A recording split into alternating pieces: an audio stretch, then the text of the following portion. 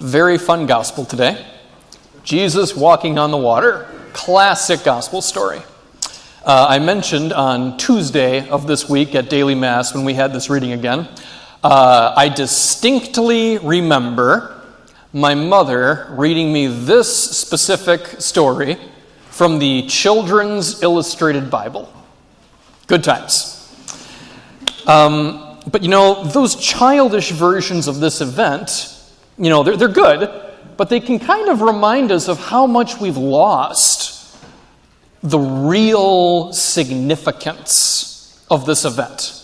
Because in those Children's Illustrated Bibles, Peter and Jesus might as well be in a bathtub. All right?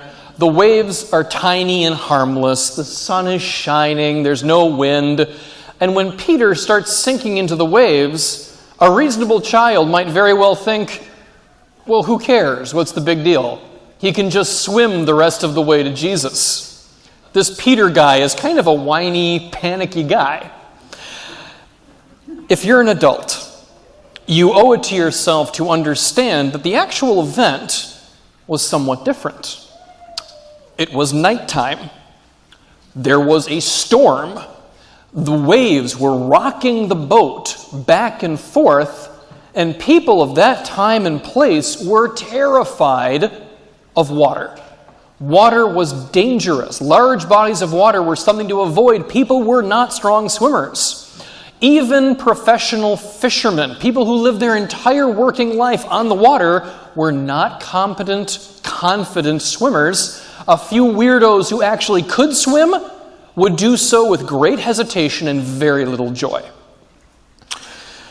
So we should think today about how brave and faithful Peter was. Because normally we talk about how lame Peter was. Peter is this man whose faith is constantly failing him. He's the guy that denies Jesus 3 times. He's the guy whose faithlessness causes him to sink into the waves themselves. But to that general image of Peter, I say, no fair. No fair. Peter was remarkably brave because no one else besides him was even capable of getting out of the boat in the first place. Yes, I understand that Peter is far less than perfect. No disputing that. But he was the one who showed remarkable bravery by doing what the other disciples couldn't do.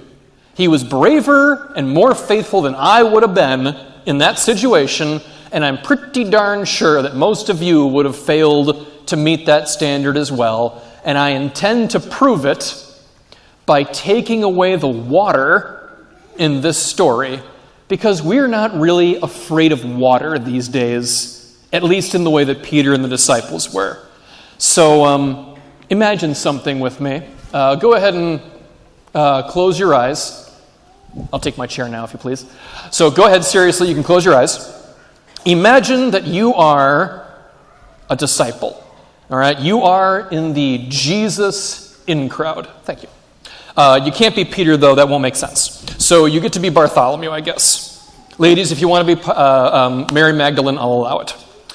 And after a long day of following Jesus around, curing cancer, and exorcising demons from haunted laptops, you get a nice evening of repose at the penthouse suite in a downtown hotel. Very swanky, very classy. You're not quite sure how Andrew got it in the first place, but you're enjoying a nice night with a little more luxury than usual. It's nice. And you fall asleep in one of those big chairs in the main room. And then you wake up and you open your eyes. You can open your eyes now. Now, it's still nighttime. What woke you up is you can hear the frigid, pre-dawn wind blowing around this top floor of the building.